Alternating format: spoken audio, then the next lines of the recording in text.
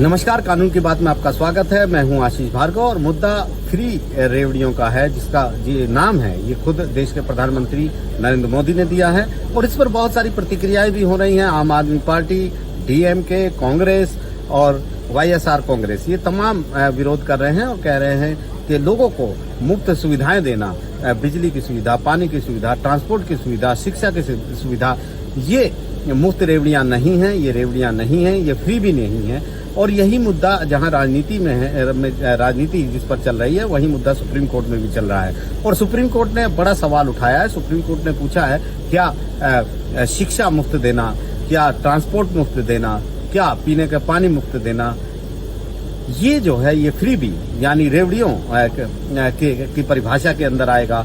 सबसे बड़ा सवाल यही है। चीफ जस्टिस एनवी रमन्ना की ये बेंच है जो पूछ रही है कि इसको डिफाइन करना, परिभाषित करना बहुत जरूरी है कि रेवड़ियों में किसको शामिल किया जाए। जो क्या किसानों को फ्री खाद देने से, सब्सिडी में खाद देने से रोका जा सकता है सरकारों को? ये सवाल है, इसको परिभाषित करना बहुत जरूरी है। सुप्रीम कोर्ट ने कहा वो इसको परिभाषित भी करेंगे।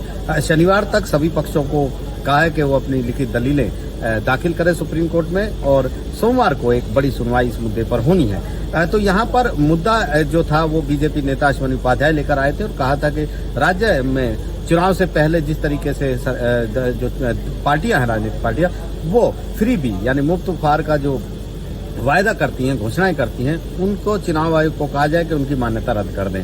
हालांकि सुप्रीम कोर्ट ने साफ कर दिया है कि वो लोकतंत्र विरोधी काम नहीं करेगा, वो ऐसा कोई आदेश नहीं देगा। लेकिन सुप्रीम कोर्ट ने कहा कि इस पर बहस होनी चाहिए, एक एक्सपर्ट कमेटी बननी चाहिए जिसमें केंद्र सरकार हो, राज्य सरकारें हों, आरबीआई हो, लॉ कमीशन हो, फाइनेंस कमीशन हो, तमाम जो हैं वो इसमें हितधारक हों, राजनीतिक पार्टियां भी सारी शामिल हों और ये तय करें कि कौन सी चीजें के फ्री भी हैं, कौन सी चीजें अलग है, किस तरीके से आगे बढ़ा जाए। क्योंकि सुप्रीम कोर्ट ने यह भी कहा कि देश की अर्थव्यवस्था और राज्यों की जो कल्याणकारी योजना है उनके बीच एक संतुलन बनाना जरूरी है।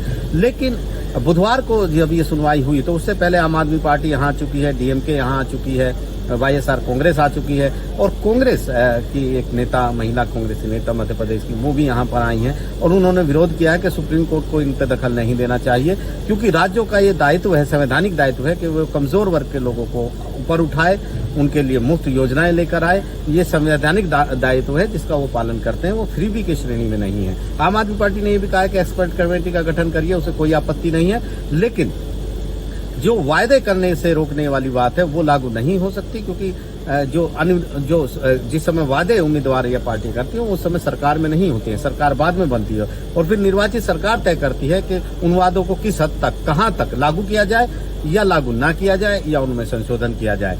और जब तक राजकोषीय घाटे की बात ना हो तब तक किसी को इस तरह रोकना ठीक नहीं है, क्योंकि ये जो उम्मीदवार और पार्टियां हैं जो मतदान से पहले मतदाताओं को इस तरह की योजनाएं, घोषणाएं करती हैं, वो उनके बोलने की आजादी के तहत आता है, इसलिए उसको ना रोका जाए। एक्सपर्ट कमेटी बना लीजिए लेकिन इसको ना रोका जाए। तो डीएमके भी यही कह रही है कि सरकारों का कर्तव्य है कि वो योजनाएं लेकर आए, कल्याणकारी योजनाएं लेकर आए, तो इस तरीके से रोक नहीं लगानी चाहिए।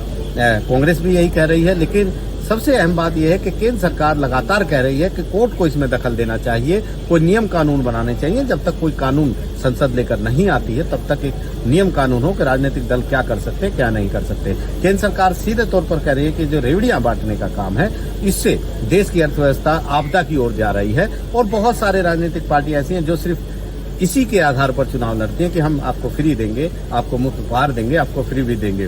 उनके लिए एक आर्ट है, एक कला है और ऐसे में सुप्रीम कोर्ट का दखल बहुत जरूरी है, क्योंकि याचिकाकर्ता यहाँ कह रहे हैं कि करीब 15 लाख करोड़ रुपए का कर्ज जो है देश के ऊपर इस समय है और राज्यों के आंकड़े भी दिए हैं कि किस राज्य पर कितना कर्ज है। और ऐसे में अगर वो मुफ्त चीजें देते रहेंगे तो राजकोषीय घाटा बढ़ता चला जाएगा और देश की अर्थव्यवस्था गर्त में चली जाएगी। ये उनकी दलील है, इसलिए सुप्रीम कोर्ट दखल दे। सुप्रीम कोर्ट ने साफ कहा है कि वो इस मामले में दखल उस हद तक नहीं दे सकता क्योंकि काम उसका नहीं है। वहीं चुनाव आयोग की अपनी दलील है। चुनाव आयोग ने स्वागत किया कि एक एक्सपर्ट कमेटी बने, लेकिन चुनाव आयोग ने कहा कि वो उसका सदस्य नहीं बन सकता, सुप्रीम कोर्ट उससे बाहर रखे क्योंकि ये उसका काम नहीं है।